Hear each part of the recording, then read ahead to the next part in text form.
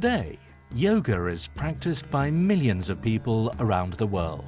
From the studios and gyms of America to the halls of culture in China, yoga has become one of the world's favorite holistic health practices.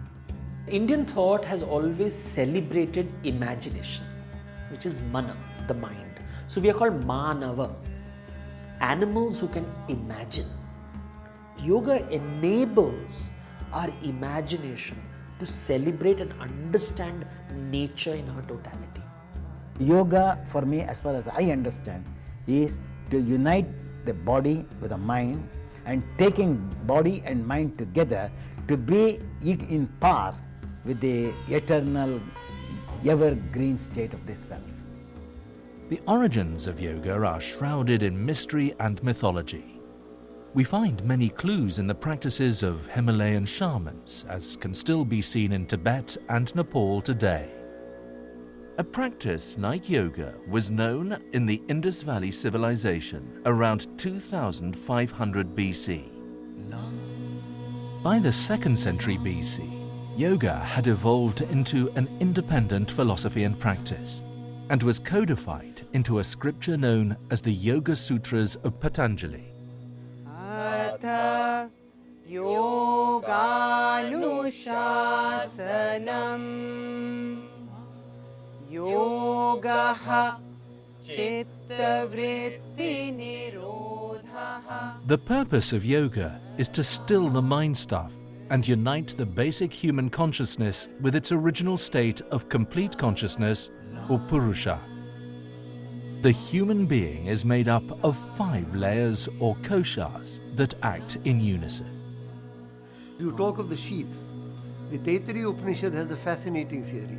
They talk of the 5 sheaths, the Panchakosha, the Annamaya Kosha, which is our physical body, the Pranamaya Kosha, which is our astral body, the Manomaya Kosha, which is our mental body, the Vijnanamaya Kosha, which is our higher overmind, and finally the Anandamaya Kosha, the blissful sheath.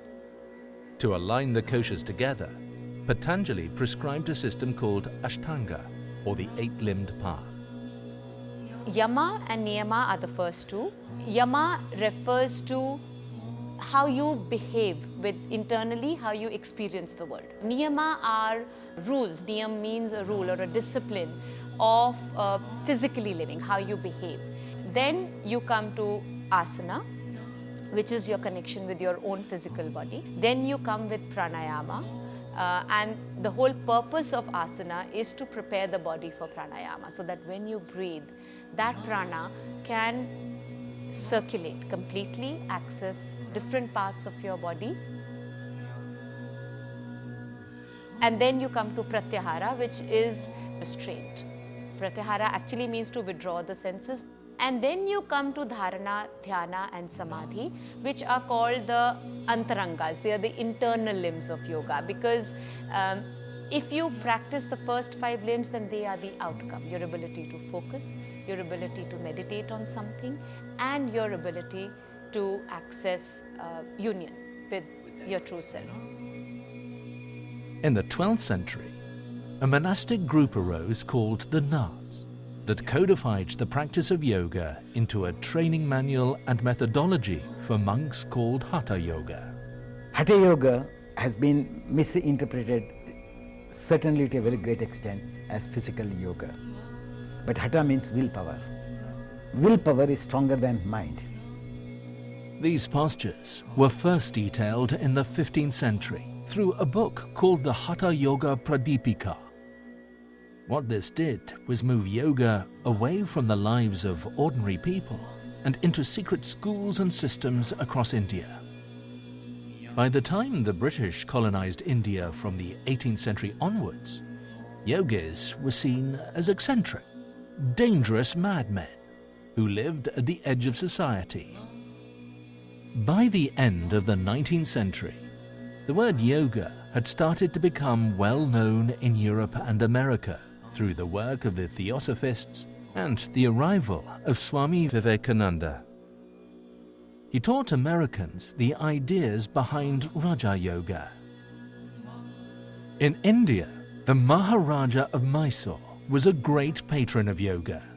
His teacher was the legendary Krishna Macharya.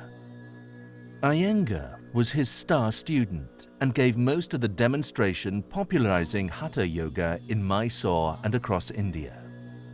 In 1952, Yehudi Menuhin and Iyengar became good friends, and he arranged for Iyengar to demonstrate yoga in London, Zurich, Paris, and New York's Carnegie Hall.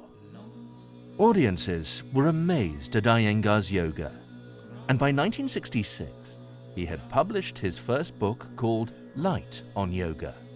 In the next few years, this became the Bible of the new yoga movement spreading around the world.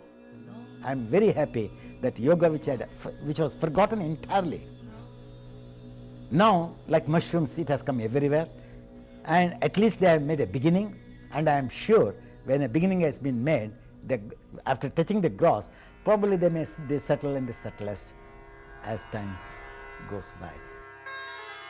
Today, over 20 million people practice yoga of some kind in America alone, and the phenomenon is spreading worldwide.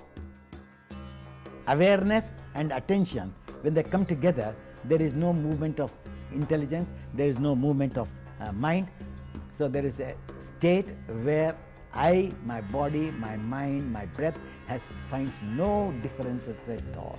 I'm living, even now, though I'm talking to you, even my warmth of my toe, I can feel how much warm it is. At that time, what happens? There is no movement, there is no thought.